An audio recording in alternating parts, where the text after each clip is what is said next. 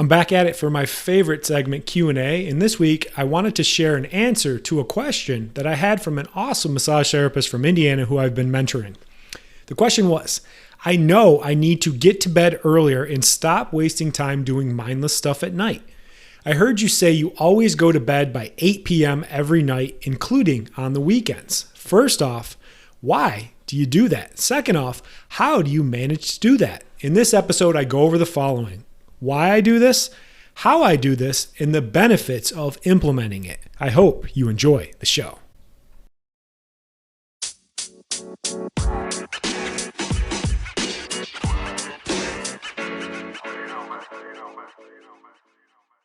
What is up, everybody? Welcome back to the Soft Tissue Revolution podcast, where we teach massage therapists a new treatment system that focuses on working smarter, not harder, allowing them to cut their treatment times by 50% so they can stay healthy and help more people get out of pain.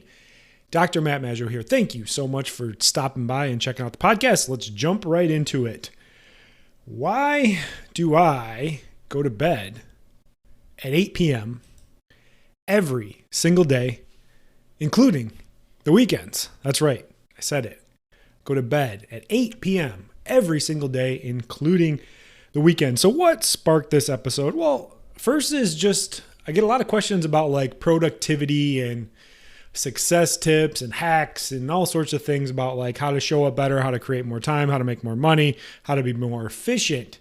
And a lot of things I don't talk about that I do behind the scenes, but this is honestly the most, I guess, move the ball in the biggest direction for me. And I've been doing it now for going on, I'd say about 4 years now, like very diligently, very focused, and it's made a tremendous difference. So this came about when I was talking to someone that I mentor, and they're like, I know you talk about like going to bed and having a bedtime, but I find myself just kind of like sitting around late at night, not going to bed, just doing a bunch of mindless shit. And then the next day I'm not able to focus. So I know you say there's power in going to bed early and having a bedtime every single day, including the weekends. Continue to emphasize that, including the weekends.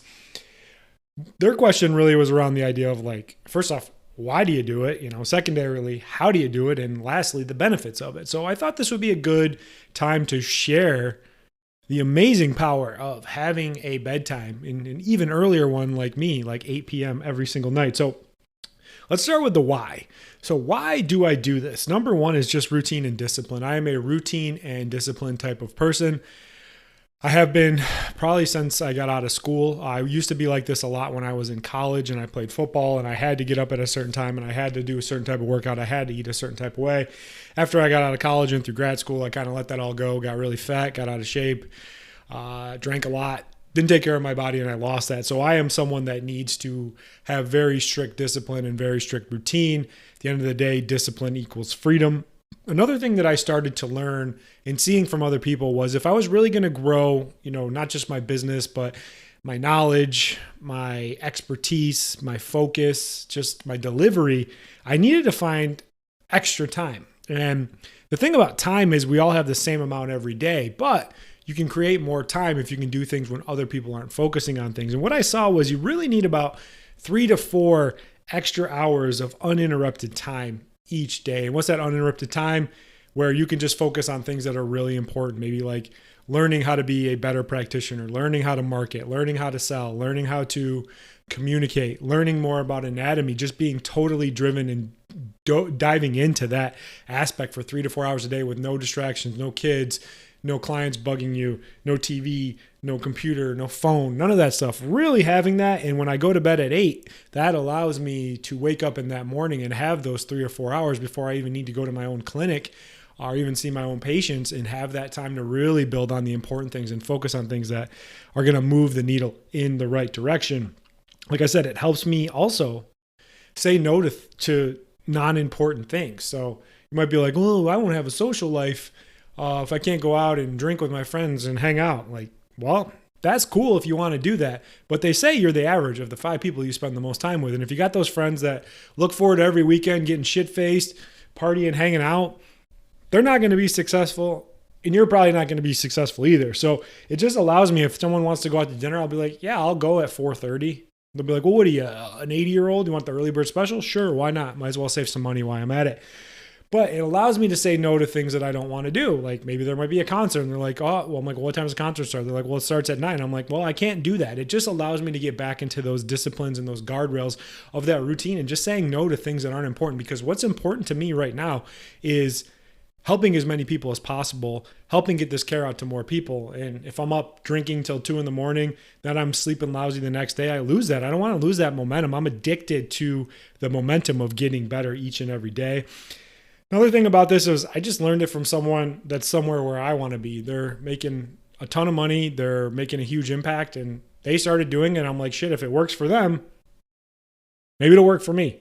So I implemented it right away. So to recap, routine and discipline, finding that magic 3 to 4 hours of time where you can just be totally focused and uninterrupted to do the things that are important, focus on saying no to the things that aren't important, and really just emulate other people that are more successful than you. Those are the people you should really be learning from, not people that like are equal to you or below you. You have to learn from the people that have done it and put the steps and the effort in to go from there. So second part, the science behind it, the why, the how. I already did the why, sorry.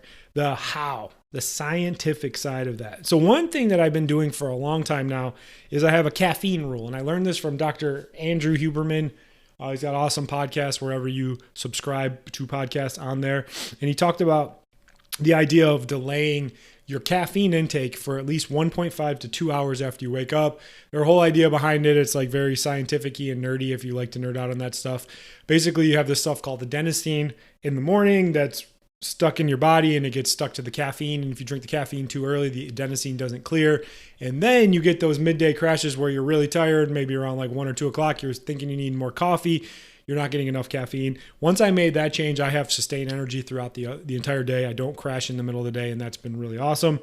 Next thing I do, also learning from him, is I try to get sunlight on my eyes as early as possible.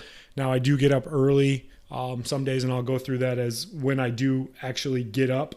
But the days when the sun's not up yet, I'll turn the lights on really bright in my house and get that light going. It gets your brain going and lets it know it's time to work, and you can get focused and do the things that are important. At night, I do have very, very dark room with blackout shades. I use a sleep mask. You know, it does suck in the summertime when the sun doesn't go down till like 9 o'clock at night and you're trying to go to bed at 8. So that really helped me there. I also like to wear those weird blue light blockers. Mine are like orange looking, and I wear those for about 2 hours before bed when I'm looking at screens. I don't know if they work, but they seem to help me sleep a heck of a lot better. I also like to take a good amount of CBD oil about 2 hours before bed and then right before bed as well. It just really makes a big difference for me. I use a brand called Bluebird Botanicals. They're not sponsored or anything like that on the show. I really like it and it helps. I used to use THC and marijuana, and that helped me sleep really well too, but I also found I was a little sluggish and a little more paranoid. Didn't like that. CBD just gives me that tranquil feel and helps me get into a deep, restful sleep. And the last thing that I do in the how and the science side of this is I plan out my next day before I go to bed. What that does is it just allows you to dump everything that's on your brain, and you have a lot less anxiety, and you have a plan of attack for the next day. I plan it out. I do this thing called a power list where I put 5 critical tasks that I need to do each day on the list, and then it's ready to go, and I review that the next morning so that anxiety is gone. So the how side of it, delay your caffeine intake, get the sunlight early in your eyes, blackout shades and mask, wear blue light blocker glasses, even if you look weird, who cares? Try some CBD oil, and then plan out the next day. So the benefits of it. So what have I seen? The best one I've seen so far is that I get to wake out without an alarm. That's very peaceful. You get to wake up naturally without that bah, bah, bah of the alarm clock jolting you out of bed. Wake up nice and free, nice and easy. And one thing that I also do as soon as I do wake up, I do get out of bed, even though that first 10 or 15 minutes is tough. I get out of bed. I don't go back to sleep because you don't want to hit snooze or sleep on your dreams. But usually what I find is I'm usually waking up anywhere between like 3:30 and 5 each day, depending on what my body needed. Wake up naturally without that alarm. Then now I got that extra time, so I get that 3 extra hours. So I work like a split schedule. So 2 days a week, I work like 6:45 to like 9:45 in the morning. And then 2 other days of the week, I work like a 3 to 6. I do take one day off a week, either a Monday or Friday, and usually have a 3 or 4 day weekend. So on the early days, I get up and get my stuff in, my movement, my exercise, my hydration, all that. But then I'm done. And then I'm not tired because I didn't wake up with an alarm blaring at me. I was consistent. Then I can get 3 or 4 hours of work done after that. On the days I go in early, I have that freedom in the morning to focus on that 3 to 4 extra hours. That's the magic stuff. That's where things really get done, when you can focus and dial in. And you just created way more time than anyone else out there. And it's just so focused. It makes a big difference. I have way less stress, way less anxiety, and just better health. Sleep is so goddamn important. We ignore it for so long, and I burned it at both ends of the candle. Was depressed, overweight, suicidal, all that kind of stuff. And you know what? When I get a good night's sleep and I'm focused and I can wake up naturally, I feel amazing, because I have a podcast about this. It's one of my most popular podcasts. I think it was like the 3rd or 4th one I ever made. I used to wake up every day at like 2:30 or 2:45 a.m. because I just had so much work to do, and I was just trying to get it all in. And then I'd go see patients for 8 to 12 hours. I don't miss those days because it ruined my health, but it was an opportunity to still be consistent. Those days I used to go to bed at like 6:30, 7 o'clock at night. I'm glad I don't do that anymore, because that was tough. Another benefit, just like I said with the why, I can just say no to the shit that I don't want to do. There's certain things that you don't want to do. Maybe you don't really want to go out with your significant other's friends, or see their family, or even see your own family. Just be like, you know what? I got to go to bed early.